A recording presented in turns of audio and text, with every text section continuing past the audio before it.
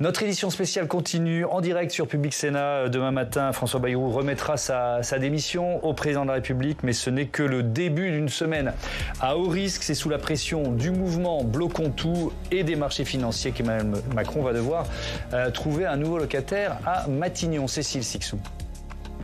François Bayrou, à peine parti, ces Marseillais organisent un pot de départ devant la mairie. Après la chute du Premier ministre, ces rassemblements spontanés, festifs, pourraient laisser place à des mobilisations bien plus tendues dans la rue dans les jours qui viennent. C'est en tout cas ce que pense Bruno Retailleau, qui a mobilisé 80 000 policiers et gendarmes mercredi pour la journée lancée sur les réseaux sociaux « Bloquons tout ». Le ministre de l'Intérieur démissionnaire craint des débordements attisés par l'extrême gauche. Je ne prends pas du tout ces dates à la légère. Pourquoi ? Parce qu'au départ, il y a eu une mobilisation citoyenne. Et cette mobilisation a été depuis confisquée, détournée. Elle n'a plus rien de citoyen. Ça a été une radicalisation, puisque c'est M. Mélenchon qui a voulu la préempter. Donc ce sera la mouvance d'extrême gauche, d'ultra-gauche, et l'ultra-gauche est ultra-violente. Côté LFI, on espère que le départ de François Bayrou ne dégonflera pas la mobilisation citoyenne. Il compte sur cette journée du 10 et sur l'appel à la grève lancé par l'intersyndicale le 18 septembre pour rassembler un maximum et faire bouger Emmanuel Macron. Écoutez, j'espère que la mobilisation sera suffisamment importante à partir du 10, il y en aura d'autres, pour que le bruit lui arrive jusqu'à l'Élysée. Voilà. Ça ne peut pas continuer comme ça. On ne peut pas continuer 1 an et demi avec des gouvernements qui sont minoritaires au profit de je ne sais quelle combine à laquelle nous ne participerons pas pour une politique, encore une fois, qui est catastrophique pour le pays. Emmanuel Macron a annoncé qu'il nommerait un Premier ministre dans les prochains jours, car il s'agit de rassurer les marchés avant le 12 septembre, où l'on attend la nouvelle notation de l'agence Fitch, qui pourrait dégrader la note de la France et détériorer un peu plus encore la situation financière dans la zone euro. Et on se demande comment Emmanuel Macron peut répondre à la colère, mais aussi à l'inquiétude des Français avec Astrid de Villaine. Bonsoir, bienvenue. Bonsoir. Vous êtes journaliste et productrice de L'Esprit public sur France Culture et vous publiez, c'est là, le 17 septembre aux éditions Larousse, Décrypter les institutions politiques. Bruno Cotrez, bonsoir et bienvenue. Bonsoir. Bruno, chercheur CNRS au CEVIPOF, enseignant à Sciences Po et auteur avec Anne Muxel de ce livre Le vote sans issue, chroniques électorales 2024. On est en plein dans le vote sans issue, on en a encore les conséquences. C'est aux presses universitaires de Grenoble. Stéphane Zumsteck, bonsoir. Et bienvenue. Vous êtes directeur département politique et opinion à l'Institut de sondage Ipsos BVA. Et Anne-Charline Bézina, évidemment toujours à mes côtés, constitutionnaliste, éditorialiste pour Sens Public. Vous serez là tous les lundis cette saison et c'est un bonheur. Et vous pouvez, vous aussi, évidemment, réagir, poser vos questions. On est en direct en flashant ce QR code. On va consacrer un chapitre important à ce mouvement Bloquons tout, la pression qu'il pourrait mettre, qui sait, sur Emmanuel Macron dans le choix d'un nouveau Premier ministre, mais peut-être un bilan de cette journée, Astrid de Villaine. Est-ce qu'il y a une prise de parole qui vous a plus intéressé, marqué que d'autres ? Je crois que si on prend l'actualité très brûlante, c'est la déclaration de Jean-Luc Mélenchon qui annonce qu'il pourrait censurer Olivier Faure s'il était nommé à Matignon. Bon, ça fait beaucoup de si, mais c'est quand même, je pense, un point important dans la rupture qui se passe à gauche. Et puis évidemment, sinon, moi je retiens quand même ce discours de François Bayrou qui acte son départ. C'est incroyable d'avoir vécu ça, je pense, 10 jours. Une sorte de compte à rebours un peu morbide, j'ai trouvé, qu'il a lui-même organisé. Oui, cette espèce de tournée des médias qu'il a faite aussi, que j'ai trouvé un peu étonnante. Et puis une façon très déterminée, pour ne pas dire une façon très obtuse, quoi, de se présenter aux Français. Moi, je pensais qu'il allait au moins essayer de tendre des mains, de jouer le tout pour le tout, de sortir quelques fétiches à droite ou à gauche. Mais pas du tout, comme si vraiment il avait organisé et presque souhaité ce départ. Et je pense que si on fait le bilan des 9 mois, il est quand même pas terrible pour quelqu'un qui a consacré sa vie entière à la politique. On y reviendra à ce bilan parce qu'on va se poser la question des réformes inabouties qui sont potentiellement mises en péril par la chute de ce gouvernement. Mais Bruno Cotrez, si effectivement on reste un peu concentré sur François Bayrou, alors il sort de Matignon en battant des records d'impopularité sous la Ve République. Est-ce qu'il pourrait malgré tout capitaliser sur cette sortie? Alors je ne sais pas, certains diront au panache, d'autres ont des termes beaucoup plus durs pour qualifier cette sortie. Je ne crois pas. Non. Non, je ne crois pas, parce que, à la fois, effectivement, il est difficile de se remettre d'un niveau d'impopularité aussi important. C'est très, très, très difficile. La cote de popularité, elle a un peu ses logiques. Quand on passe un certain cap d'impopularité ou de popularité, il est très difficile de remonter à la surface, notamment au niveau et François Bayrou. Et puis, c'est pas seulement la bataille de l'opinion quantitative qu'il a perdue, il a perdu qualitativement aussi la bataille de l'opinion. On voit un François Bayrou qui, dans les enquêtes qualitatives dont on dispose, est littéralement en lambeaux, y compris dans l'électorat de la majorité, qui lui concède un peu de courage, mais qui surtout le voit comme quelqu'un de l'inaction, de l'hésitation, même d'une forme de mollesse. Et donc, on ne voit pas très, très bien. Et puis il y a une raison peut-être plus profonde. François Bayrou, avec cette tournée, effectivement, il s'est cantonné lui-même maintenant à ne parler que de ce sujet. Exclusivement que de ce sujet. Et il a adopté une tonalité tellement anxiogène, tellement apocalyptique, tellement dramatique, qu'on ne voit pas à partir de là la capacité à projeter un projet qui parle aux Français, parce qu'au fond, son projet, c'est de nous expliquer que la fête est finie, qu'on a vécu au-dessus de nos moyens, et d'une certaine manière, que c'est les Français les fautifs. Oui, mais comment elle est perçue, cette dramatisation, Stéphane Zumseck, par les Français? Est-ce qu'il y a une part d'acceptation, de lucidité à se dire bah oui, on est effectivement dans une situation de finances publiques exécrable, ou alors non, ils ont forcé le trait volontairement? J'imagine, un peu les deux sons de cloche, mais lequel domine? La préoccupation de la dette, évidemment, c'était quelque chose d'assez secondaire encore il y a quelques années. Il y a 10 ans, il y a 20 ans, il y avait certaines personnes de la droite libérale qui en parlaient, mais c'était les seuls. C'était presque un gros mot que de parler de dette, et c'était parfois un mauvais calcul. Évidemment, cette préoccupation a progressé, mais c'est pas devenu un élément déterminant. Il y a d'autres choses. On ne va pas revenir sur le pouvoir d'achat, le système de santé, les retraites. Mais en tout cas, pour répondre à votre question, la dramatisation et des propos prononcés par François Bayrou n'ont à aucun moment fait bouger les lignes. Pourquoi Bruno l'a dit? Parce que c'est un Premier ministre qui était impopulaire dès le premier jour de son bail. Pourquoi?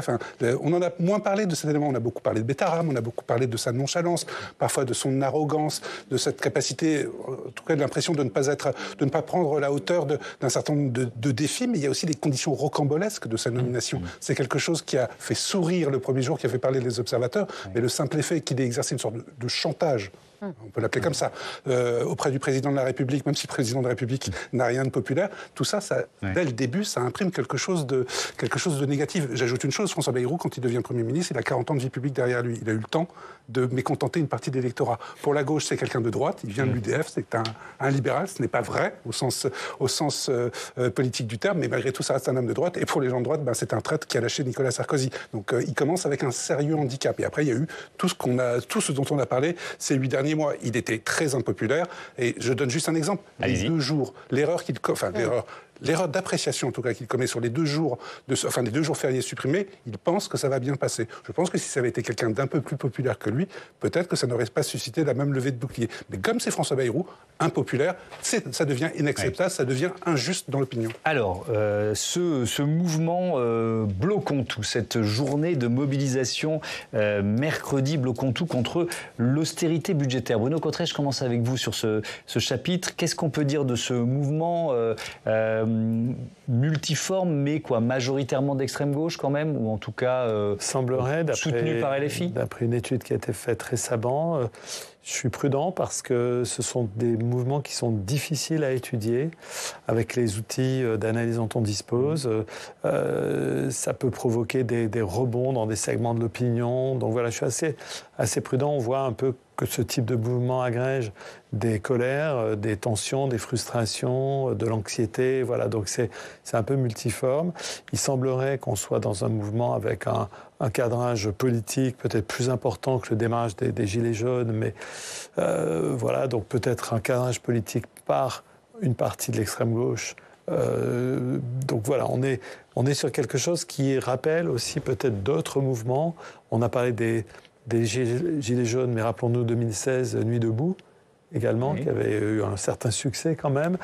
Et tout ceci, au fond, traduit qu'il y a dans la vie politique, aujourd'hui, la vie politique n'arrive plus à répondre à un certain nombre de colères et de tensions qui s'expriment différemment par d'autres canaux. Il est difficile aux partis politiques de bien canaliser, encadrer, c'est une de leurs fonctions, ce type de mouvement qui partent au fond des réseaux sociaux, qui sont sur des modalités d'action qui ne sont pas celles du militantisme classique. Donc je suis relativement prudent, j'attends de voir déjà l'ampleur que ça va prendre, quels seront les mots d'ordre qui seront affichés sur les panneaux des manifs, et qu'on compte déjà, ils ne viseront pas François Bayrou puisqu'il n'est plus là. Oui.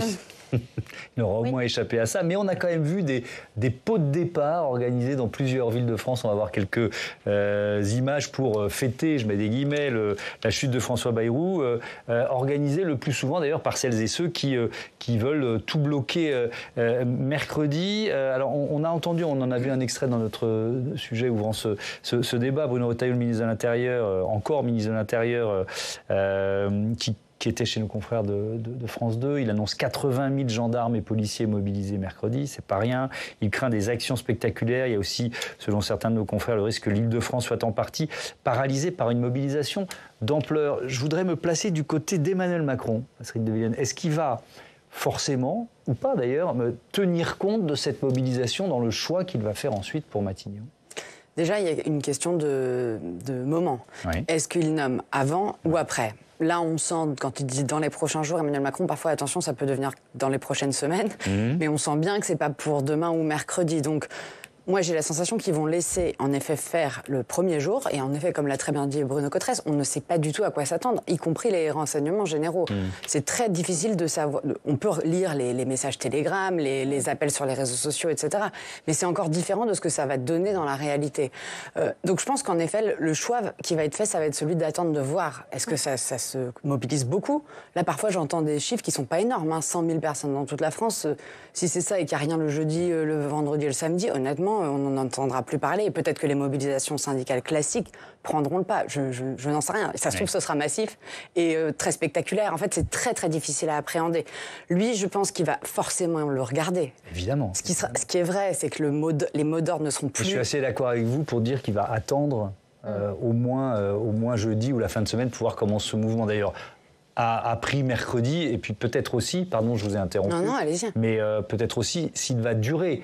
Alors je me tourne vers Stéphane Zumsteeg. C'est une colle, vous avez sans doute pas la réponse si les renseignements territoriaux l'ont pas. Mais quand vous sondez les Français sur ce mouvement bloquons tout, est-ce que il peut, alors c'est une crainte notamment des milieux économiques, que ça dure plus d'un jour, est-ce qu'il peut durer ? C'est toujours la question qu'on pose aux sondeurs et pas aux autres. Ça. Non, évidemment, qui avait prévu les gilets jaunes ? C'est facile après d'avoir expliqué que c'était le 80 km/h, que c'était la France des sous-préfectures, sentiment d'être abandonné territorialement. Donc on n'en sait évidemment rien. Je suis d'accord avec vous, nommer un Premier ministre avant, c'est l'exposer inutilement et donc l'abîmer quelque part si les choses se passent mal, pour rien finalement, alors qu'ils peuvent très bien attendre quelques jours de plus avant de nommer un nouveau locataire à Matignon. Mais sur ce mouvement... Là où j'ai quelques doutes, mais je peux évidemment me tromper sur le degré de l'intensité de la mobilisation, c'est que c'est pas comme les Gilets jaunes, ce sera moins spontané. Ça fait des semaines et des semaines qu'on parle de cet événement. Et cet événement, il a déjà eu le temps, quelque part, de déplaire à une partie des Français qui auraient pu le soutenir. Je prends l'exemple, à partir du moment où Jean-Luc Mélenchon rentre dans le jeu concernant cette journée et explique qu'il va vouloir y participer. Je ne parle pas de récupération, c'est une sorte de récupération, en tout cas c'est une sorte de participation. Tout ça, évidemment, s'adresse à une partie de l'opinion qui, a priori, aurait pu être favorable, bienveillante à l'égard de ce mouvement. J'ai vu pas mal de réactions de militants ou de sympathisants plutôt du Rassemblement national qui disaient « Ah bah nous, on n'ira plus. On avait prévu d'y participer, on n'ira plus parce que Jean-Luc Mélenchon. » Ce qui a fait le succès des Gilets jaunes, c'est qu'ils n'ont pas été récupérés politiquement. Oui. Ça leur donnait une patine d'apolitisme, en tout cas de neutralité politique. C'était vrai ou c'était faux, ça on pourrait en discuter, mais en tout cas, il y avait l'impression d'une sincérité dans cette révolte, tout dans ces coups de gueule locaux. Là, ça va être compliqué. Moi, je pense qu'on en a trop parlé pour que ça soit... C'est normal qu'on en ait parlé d'ailleurs, mais pour que ce soit un succès, en tout cas la première journée, ce ne sera pas massif, je ne pense pas. On verra effectivement si c'est massif, s'il y a des actions spectaculaires comme le craint ou l'annonce Bruno Retailleau, et puis surtout si ça dure dans le temps, avec cette colère plus ou moins exprimée et qui prend une forme chez l'un de nos téléspectateurs, Arnaud. Alors on a beaucoup de messieurs qui réagissent, donc mesdames, allez-y, je ne vois pas pourquoi, vous êtes certainement nombreuses à nous regarder, posez aussi vos questions. Bref, Arnaud qui nous écrit Charlène Maz, bonsoir. Dans un contexte de restrictions budgétaires, pourquoi les députés, sénateurs, ne veulent pas baisser leur train de vie et salaire qui rendent fous tous les Français? Ce sera déjà un bon début pour que les Français puissent avoir confiance. C'est intéressant, ça alimente un sentiment un peu de ras-le-bol ou de colère générale. Vous vouliez intervenir, Anne-Charlène? Je voulais intervenir pour surveiller un point sur le disque qui me paraît majeur, c'est cette extension ou non du domaine politique de la lutte. Je paraphrase évidemment Michel Houellebecq. Mais parce que c'est vrai qu'à partir du moment où vous avez Jean-Luc Mélenchon qui rentre dans le jeu, et donc finalement une idée très politique de ce soulèvement qu'il appelle de ses voeux. Et c'est lui d'ailleurs qui a appelé dans son discours de dimanche à faire des banquets.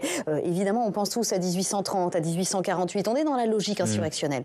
Si ne sont présents le disent que ceux qui veulent cette commune de Paris, on en sera quitte pour la gilet jaunisation. Ce sera relativement restreint. Mais la question, c'est justement, est-ce que ça va faire pchit au niveau politique et qu'en fait, les Français vont eux-mêmes récupérer le lead de ce mouvement en disant mais on ne veut pas de cette affiliation. Je rajoute en plus que les Gilets jaunes ont pris de l'ampleur avec le temps. Donc c'est plus la question de la continuité et aussi de se débarrasser peut-être de ce chewing-gum qui est celui de Jean-Luc Mélenchon qui sera vraiment intéressant pour le 10. Et pour répondre à notre auditeur, la question du train de vie, François Bayrou avait promis de la mettre sur la table, donc ça porte pas forcément bonheur en ce moment. Effectivement. Alors il y a des pressions qui sont contradictoires. On parle évidemment beaucoup de Bloc-Comtout, mais il y a, alors là c'est Bloc-Comtout contre l'austérité budgétaire, et puis alors de l'autre côté, il y a la pression des marchés financiers. On attend ce vendredi l'agence de notation Fitch qui pourrait dégrader la note de la dette française. Alors, ça semble assez loin de notre quotidien, Bruno Cotresse. Ça a des effets parce que ça pourrait, par effet de ricochet, contraindre la France à emprunter encore plus cher sur les marchés. Bref, est-ce que c'est aussi un signal dont Emmanuel Macron va devoir tenir compte? Bien sûr. Bien sûr, Emmanuel Macron devrait normalement, en toute bonne logique, revenir investir fortement la politique nationale. Emmanuel Macron a été très investi au plan international. Gaza, avec la reconnaissance de la Palestine dans pas longtemps. L'Ukraine, évidemment, où il a été très actif pendant tout l'été et les mois qui ont précédé. Mais là, il va devoir tenir compte, effectivement, de l'interaction entre les paramètres économiques. La dégradation de la France serait évidemment une très mauvaise nouvelle pour lui qui a voulu incarner au début de son aventure présidentielle la modernisation économique de la France. Ce serait une très mauvaise nouvelle, effectivement, pour Emmanuel Macron.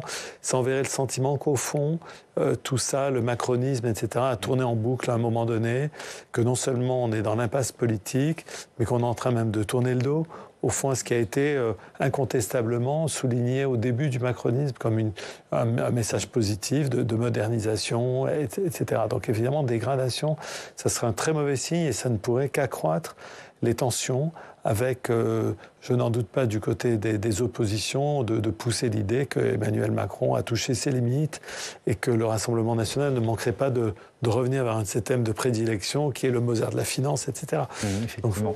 Et avec une critique que Pierre d'Aix-en-Provence n'est pas le seul à exprimer, François Bayrou, en dramatisant à l'extrême, n'a-t-il pas pris le risque d'affoler les marchés, n'a-t-il pas agi contre les intérêts de la France? J'ouvre un nouveau chapitre dans notre débat autour de la pression mise pour une éventuelle démission, destitution d'Emmanuel Macron. On va écouter tout de suite Mathilde Panot qui a confirmé le dépôt d'une motion de destitution du président.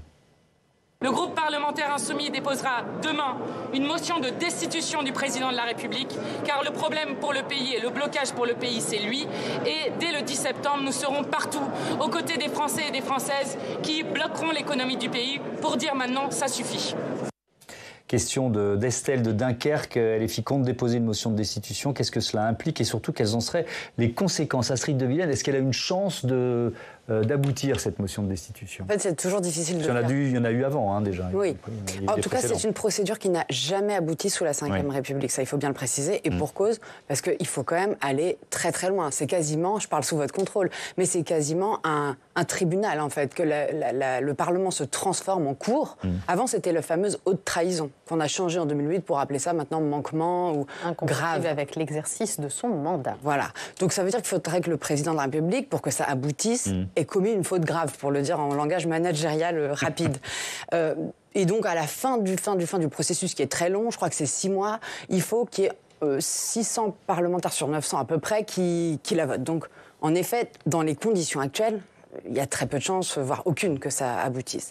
Maintenant, moi je trouve qu'il faut faire attention dans la période de turbulence dans laquelle on entre, dans le sens où on ne sait pas comment ce mouvement va arriver, on ne sait pas que le mouvement du 10 septembre, les mouvements sociaux, dans quelle mesure ça va prendre, on ne sait pas dans quelle mesure les oppositions vont mettre la pression sur Emmanuel Macron. Il n'a plus de Premier ministre, donc il est en première ligne, il n'a plus de paratonnerre, de fusible. Donc voilà, si aujourd'hui elle n'a aucune chance, moi je ne peux pas dire ce qui se passe le 23.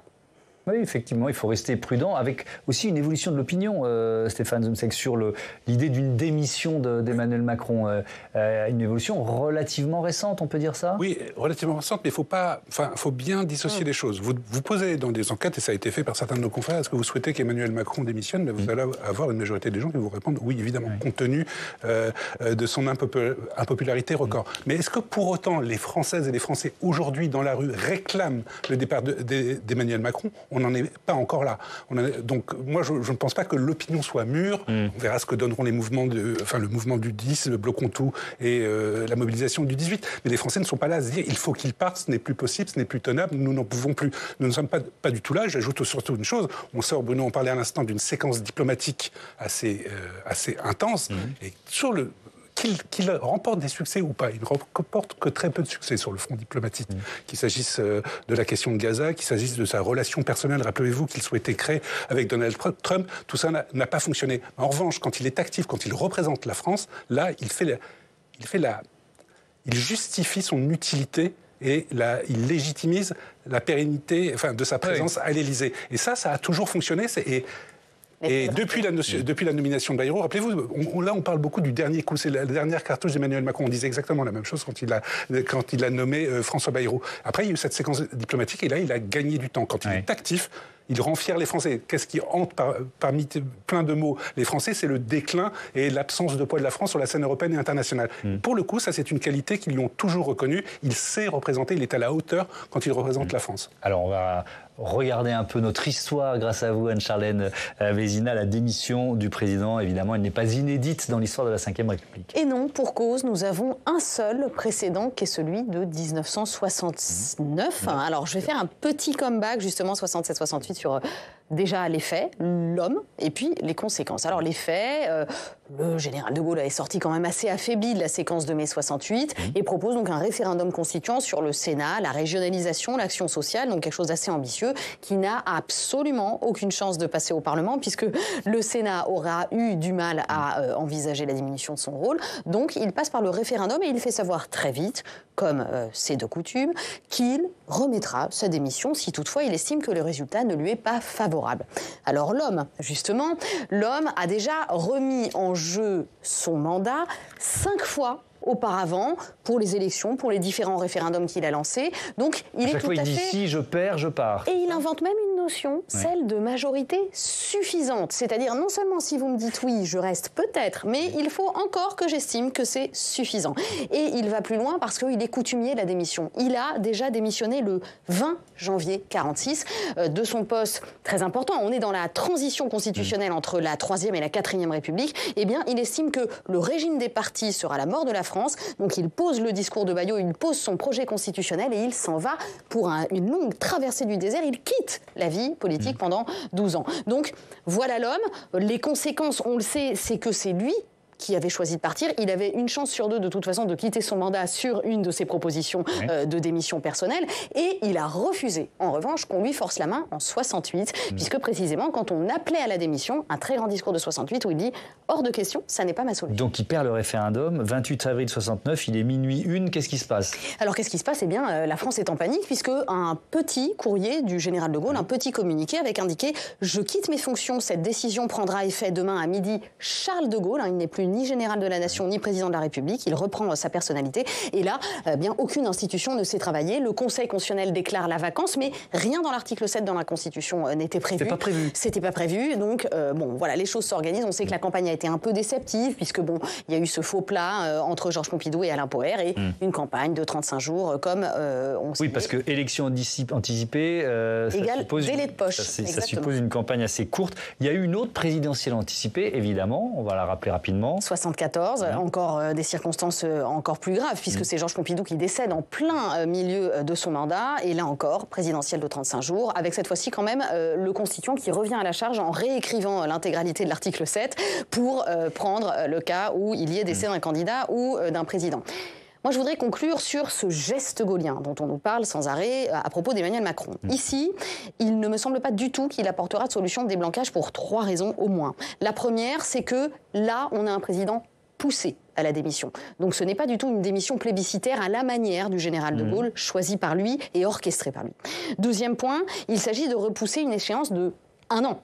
En réalité, alors que le général de Gaulle avait près de 3 ans de mandat encore à exercer. Et puis, dernier point, n'oublions pas que si on met un nouveau président de la République face à la même Assemblée, on lui propose en fait le même blocage. Donc il faut une présidentielle anticipée de 35 jours, une nouvelle dissolution en 40 jours, sûrement la dinde de Noël et les élections municipales au milieu.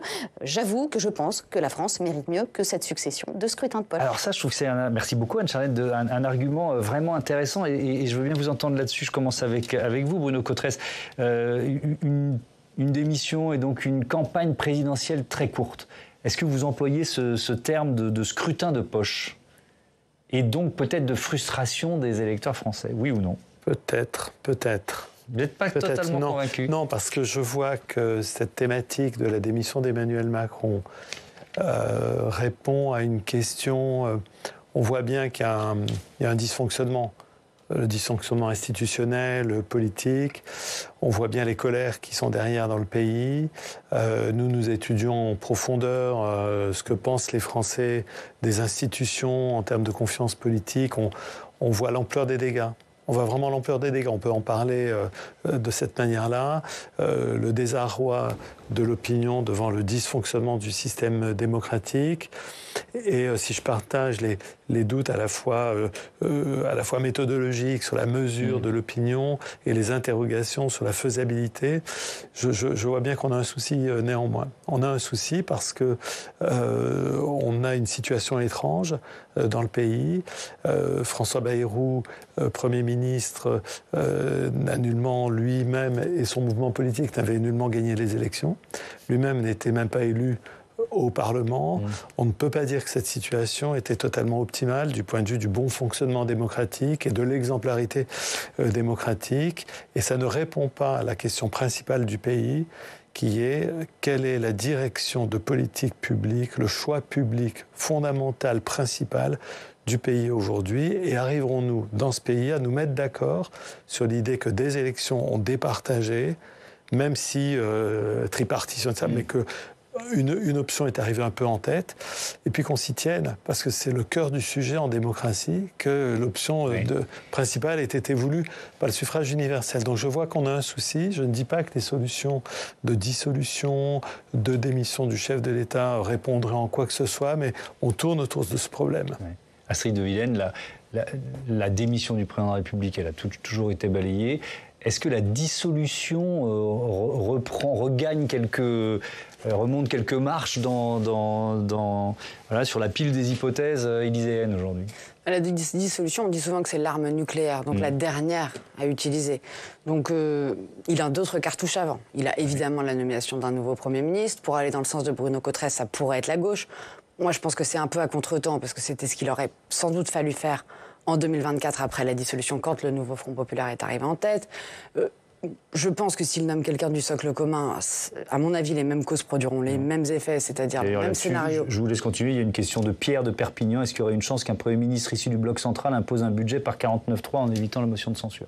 Alors, il peut déposer son budget par 49.3. C'est ensuite que la motion de censure arriverait a priori, sauf s'il change la politique d'Emmanuel Macron qui est conduite depuis 8 ans. Je pense que la clé de l'équation, à mon avis, elle est là. C'est-à-dire, soit le président de la République refuse de changer totalement son logiciel politique et ne veut pas aller vers combattre les inégalités d'une manière ou d'une autre, trouver une réforme fiscale symbolique comme la taxe Zuckman, aller vers quelque chose de nouveau sur le plan proportionnel, etc., pour séduire la gauche, voire de l'autre côté de l'échiquier d'autres mesures, soit s'il ouvre, il peut s'en sortir. S'il reste, à mon avis, comme il le fait depuis la dissolution, là, la question de la nouvelle dissolution pourrait se poser. Mais on entre encore une fois dans une sacrée inconnue, parce que ça ferait 2 dissolutions en 2 ans, 4 premiers ministres en un an. Enfin, ça devient... moi, je pense qu'on approche de la crise de régime à ce moment-là.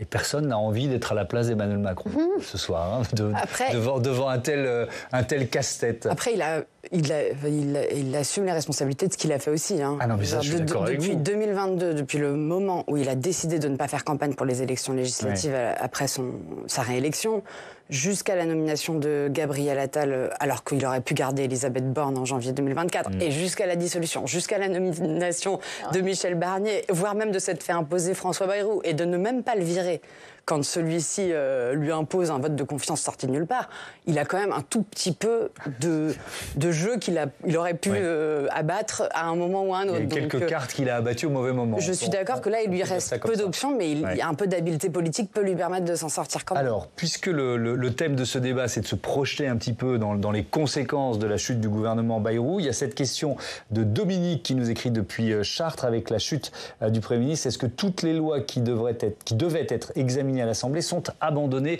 Ça tombe bien, on avait prévu une chronique sur ce thème et c'est Audrey Vuettaz qui va nous rejoindre tout de suite. Rebonsoir Audrey.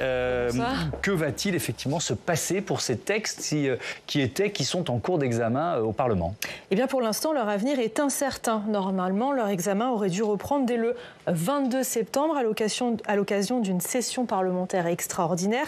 L'objectif, c'était qu'il soit bouclé avant le budget, mais pour cela, Thomas, il faut un gouvernement et des ministres pour les défendre, tant qu'à faire. Si Emmanuel Macron nomme un Premier ministre et qu'un gouvernement est formé dans les 15 jours, il n'y aura pas de retard. Alors, il a promis tout à l'heure de nommer un Premier ministre dans les tout prochains jours, mais le chef de l'État nous a jusqu'à présent habitués à prendre un peu plus de temps. Le plus envisageable, c'est qu'il y ait une paralysie au moins temporaire, et ça concerne des textes qui sont pourtant attendus depuis longtemps. Je vous en cite quelques-uns, pas tous évidemment, mais il y a celui sur la fin de vie, déjà stoppé net par la dissolution de juin 2024. Il a été coupé en deux, on s'en souvient, entre soins palliatifs et aide active à mourir. Les 2 textes ont été adoptés à l'Assemblée nationale en mai. Ils attendent toujours leur examen au Sénat. On pense aussi à la proposition de loi permettant le report des élections provinciales en Nouvelle-Calédonie et l'application de l'accord entre les forces loyalistes et indépendantistes calédoniennes. Et puis on pense aussi au statut de l'élu qui devait permettre d'éviter les crises d'évocation, notamment chez les maires. Une loi qui commence à être urgente à l'approche des élections municipales de 2026. Et puis Audrey, beaucoup d'incertitudes également en ce qui concerne des textes qui étaient portés par le gouvernement Bayrou. Qui sont pour l'instant enterrés. On pense à celui pour introduire une dose de proportionnelle qui était chère à François Bayrou. Celui sur les polices municipales qui vient d'être proposé, annoncé par Bruno Retailleau. Et puis même le budget de François Bayrou, leur seule possibilité de survie. Être repris par le futur gouvernement, c'est tout à fait possible. Oui, et s'il venait y avoir, on l'a évoqué, une dissolution de l'Assemblée? Alors là, ce serait encore plus compliqué. Tous les textes examinés au Sénat et qui auraient dû l'être à l'Assemblée nationale tomberaient. On pense à la réforme de l'audiovisuel public, réforme maudite chère à Rachida Dati, ce projet de création de holding. On se souvient qu'elle a tout de même été votée en première lecture au Sénat en juin 2023. Commence à dater. Autre proposition de loi qui est, elle, très attendue par les maires, c'est celle qui doit permettre de desserrer les contraintes autour de l'artificialisation des sols. On parlait de ZAN, je ne sais pas si vous vous en souvenez. Eh bien, elle aussi, elle tomberait en cas de dissolution, Thomas. Zéro artificialisation nette. Exactement, merci, ce que j'ai écrit là. Merci beaucoup, Audrey. Merci pour toutes ces précisions. Et en vous écoutant, je me demande que restera-t-il, Stéphane Zumsteg, des 9 mois de pouvoir de François Bayrou? Quelle réforme? J'ai un peu peur pour François Bayrou, malgré sa tournée des adieux, et je le dis sans ironie, de cette semaine, de ces 10 jours de surmédiatisation. Évidemment, je pense qu'il ne restera, il faut attendre évidemment que la poussière retombe et qu'on y voit plus clair, mais je pense que ce qui restera, c'est la période d'immobilisme, en fait, de quelqu'un qui n'a pas été mal accepté, même s'il a été impopulaire tout de suite. Mais les Français étaient assez soulagés, très bien, que Emmanuel Macron trouve une solution après le départ de Michel Barnier. Il n'y a pas de bienveillance à l'égard de François Bayrou, mais malgré tout, c'est bien, on a trouvé quelqu'un. Ouais. On a trouvé quelqu'un de métier qui semble, qui, en tout cas au début, explique, rappelez-vous, ni totem ni tabou, enfin, c'est aussi ça, parce que ça, on n'en a pas parlé ce soir. La grande imposture selon le Parti Socialiste, parce qu'on parlait au tout début de qu'est-ce qui restera à court terme de cette journée, c'est la virulence du discours de Boris Vallaud. Et le Parti Socialiste, Parti socialiste en veut énormément. On a parlé de l'impopularité de François Bayrou dans l'opinion, mais l'impopularité, voire la détestation de François Bayrou au sein de la classe politique, notamment à l'Assemblée nationale, je pense qu'elle avait atteint des niveaux records. C'est ce qui explique aussi pourquoi il y a 364 députés qui n'ont pas voté la confiance, c'est-à-dire qui ont voté la défiance, c'est-à-dire bien plus qu'à l'encontre de Michel Barnier au moment de la censure. Donc je pense que ce qui restera, c'est quelque chose lié à l'immobilisme et à quelqu'un qui peut-être aura été un petit peu trop nonchalant. Est-ce que c'est vrai, est-ce que c'est faux? C'est pas la question. Je ne suis pas en train de faire le procès de l'ancien Premier ministre, enfin du toujours Premier ministre, mais je pense que ça donnerait l'impression de quelqu'un qui n'a pas su prendre les enjeux à bras-le-corps et n'a pas compris quelle était, en dépit de ce qu'il disait, la gravité de la situation. C'est peut-être injuste, mais c'est peut-être ce qui en restera. J'ouvre un dernier chapitre dans notre débat. C'est une autre information importante de la journée qui concerne le Rassemblement national et Marine Le Pen et les dates du procès en appel de Marine Le Pen et d'autres cadres du parti dans l'affaire des assistants parlementaires européens du FN, a priori du 13 janvier au 12 février 2026. Astrid de Villene, on peut déjà se projeter et je pense qu'on sera tous d'accord pour dire que ce n'est pas une bonne date à quelques semaines des municipales pour le RN. Oui et non, puisqu'elle-même voulait que son appel intervienne, et on peut la comprendre, avant la présidentielle de 2027, parce qu'elle estime qu'elle sera lavée de tout soupçon dans cet appel. Ce qui n'est pas dit. Et ce qu'on entend dans les réactions aujourd'hui, c'est juste avant les municipales, évidemment, il n'y a pas de hasard, il faudrait que ce soit en avril. Le tempo judiciaire, ça tombe toujours mal, il y a toujours une élection qui traîne. Donc moi, là-dessus, je fais confiance à la justice et à son calendrier pour être indépendant. J'ai même pas envie de rentrer là-dedans, et je trouve que c'est pas un argument politique très recevable, parce que ce serait arrivé plus tard, on aurait dit autre chose. Bon.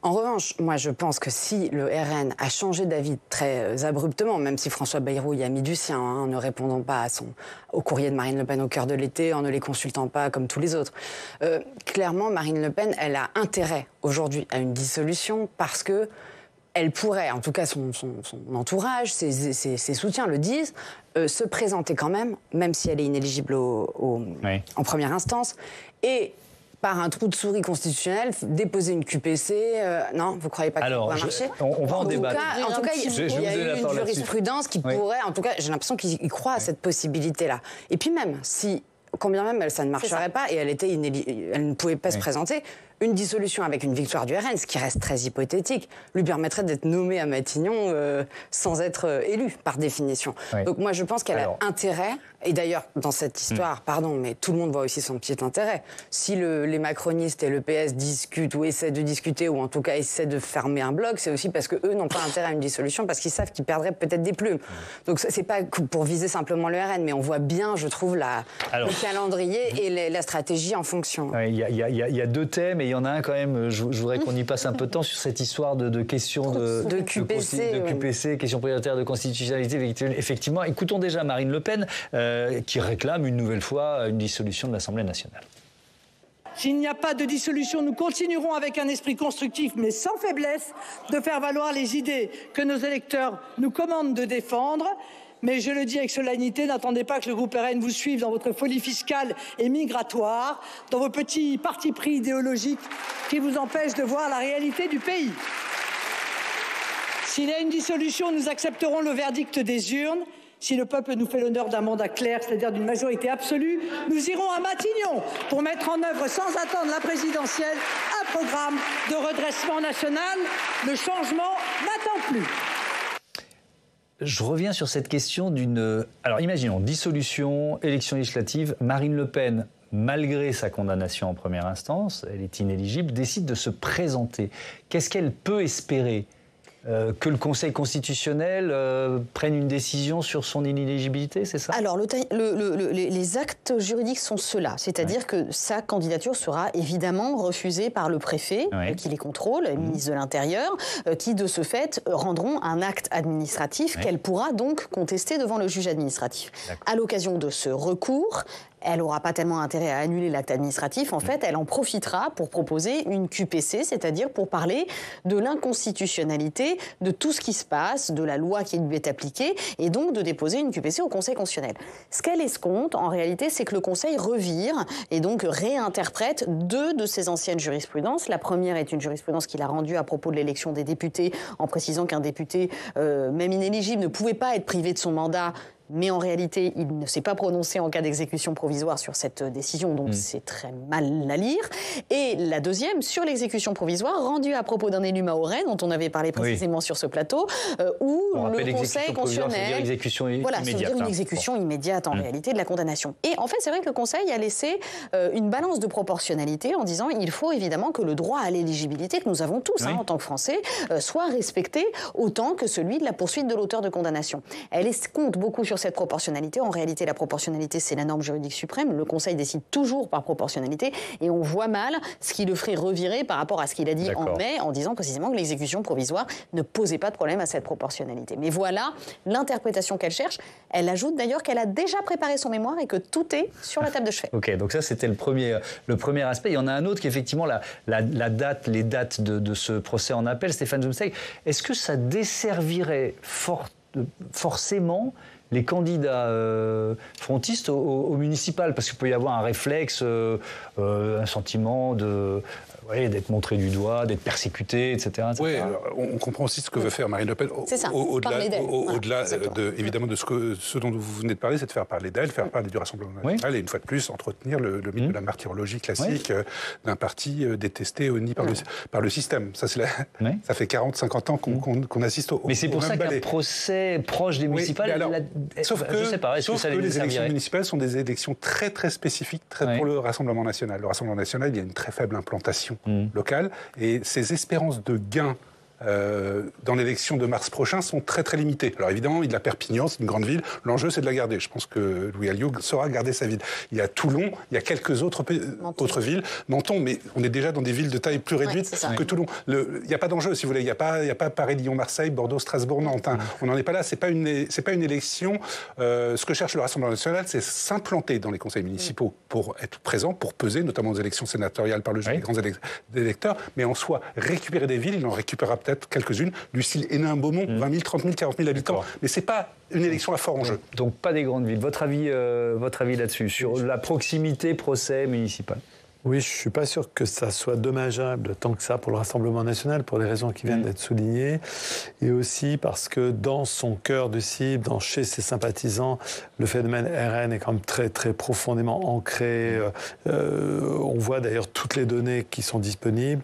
Aujourd'hui, le RN, c'est le parti dont les Français se sentent le plus proches quand on demande la proximité partisane dans les sondages. En dehors de n'être proche d'aucun parti politique, c'est le RN et de loin. On a autour de 20% de proximité. Les autres partis, c'est entre 8 et 10. Quand on regarde les classements des personnalités politiques préférées, Jordan Bardella et Marine Le Pen sont toujours sur le podium. Quand on voit l'image du parti qui s'est aussi beaucoup bonifiée dans l'opinion. Donc pour le moment, le RN dispose dans son cœur de cible d'un socle, d'un ancrage assez stable. Mais peut-être pas assez pour gagner les grandes villes. C'est ce que j'ai compris de votre analyse. Merci beaucoup. Merci à tous d'avoir participé à ce débat en direct. Vos livres, donc Astrid de Villaine, Décrypter les institutions politiques, c'est à paraître le 17 septembre aux éditions Larousse, et Bruno Cotresse, Le vote sans issue, c'est aux presses universitaires de Grenoble. Merci encore. Je vous dis à demain. Merci d'avoir participé grâce à vos questions. On sera là demain, 18h, 22h. Vous pouvez retrouver nos débats sur publicsénat.fr, notre plateforme. Nous réécouter en podcast. Et puis notez que c'est le retour de la matinale demain. Oriane Mancini vous propose une édition spéciale, elle aussi, de 7h30 à 9h. Belle soirée.